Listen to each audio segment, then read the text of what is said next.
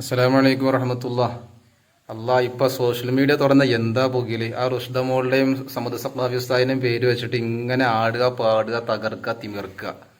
നബി സല്ലല്ലാഹു അലൈഹി വസല്ലം തങ്ങളുടെ മദ്ഹ് പാടുന്നവരെയും അതേപോലെ ഉസ്താദുമാരെയും കളിയാക്കാനും അവരെ ട്രോളാനും ഒരു അവസരം കിട്ടിയപ്പോൾ സർവ്വ സിനിമകളുടെ കട്ടും പകർത്തിയിട്ട് അതിലേക്ക് ഈ ശബ്ദവും കയറ്റി പാട്ടും കയറ്റി അവരിങ്ങനെ പരമാവധി ഇറച്ചി തിന്നുകൊണ്ടിരിക്കുകയാണ്.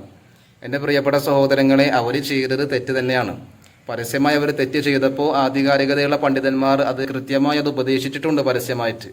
അതിൻ്റെ ശേഷം വെറുതെ നമ്മൾ ആ കുടുംബത്തിനെ പ്രയാസപ്പെടുത്തി ബുദ്ധിമുട്ടിച്ചിട്ട് ഇങ്ങനെ ഇടേണ്ട വല്ല ആവശ്യമുണ്ടോ?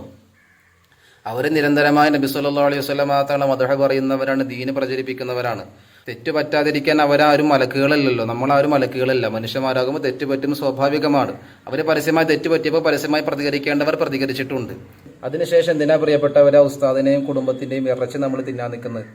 സന്തോഷത്തോടു കൂടി നല്ലൊരു ജീവിതം സ്വപ്നം കണ്ടിരിക്കുന്ന പുതിയാപ്പിളക്കും പുതിയ പെണ്ണിനും ഒരുപാട് സ്വപ്നങ്ങളോടെ വിവാഹ ജീവിതത്തിലേക്ക് കാലെടുത്ത് വെച്ച യുവമിഥുനങ്ങൾക്ക് കേൾക്കേണ്ടി വന്നത് ഇത്തരം ട്രോളുകളാണെങ്കിൽ, പരിഹാസങ്ങളാണെങ്കിൽ ഒരു കാര്യം നമ്മൾ ഓർക്കുക.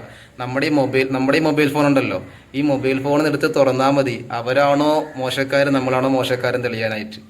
നമ്മളിപ്പോൾ വലിയ ആളുകളായിട്ട് ചമയല്ലോ. ഒരു അവസരം കിട്ടിയപ്പോൾ ഉസ്താദുമാർ അങ്ങനെ ചെയ്തു, ഉസ്താദുമാർ ഇങ്ങനെ ചെയ്തു, അങ്ങനെ ചെയ്യാൻ പാടുണ്ടോ, ഇങ്ങനെ ചെയ്യാൻ പാടുണ്ടോ, റുഷ്ദമോൾ ഇങ്ങനെ തുടങ്ങിയിട്ട് സുബ്ഹാനല്ലാഹ്, ആ പുതിയാപ്പിളയും പുതിയ പെണ്ണിനെയും ആ കുടുംബത്തിനെ തന്നെയും എത്രത്തോളം പ്രയാസപ്പെടുത്താൻ പറ്റും അതിൻ്റെ മാക്സിമം ഇന്ന് ചെയ്തു കഴിഞ്ഞിട്ടുണ്ട്. ട്രോളുകൾക്ക് അവാർഡ് ലഭിച്ചവർ വരെ, അതും മുസ്ലിം നാമധാരികൾ, ഇന്ന് ഫേസ്ബുക്കിലൂടെ. എൻ്റെ പ്രിയപ്പെട്ട സഹോദരങ്ങൾ, വെറുതെ ആവശ്യമില്ലാത്ത പരിപാടിക്ക് നിൽക്കണ്ട. അവർ തൗബ ചെയ്താൽ അള്ളാഹു അവർക്ക് പുറത്തു കൊടുക്കും. അള്ളാഹു പുറത്തു കൊടുക്കട്ടെ. ഈ പറയുന്ന നമ്മൾ അവരുടെ ഇറച്ചി തിന്ന് തിന്ന് തിന്ന് തിന്ന് പള്ള വീർപ്പിച്ചിട്ട് നമ്മുടെ പടച്ചോനിലേക്ക് കൈനീട്ടിയിട്ട് വല്ല കാര്യമുണ്ടോ? നമ്മുടെ ആരാധനകൾ സ്വീകരിക്കുന്ന വല്ല ഉറപ്പുണ്ടോ?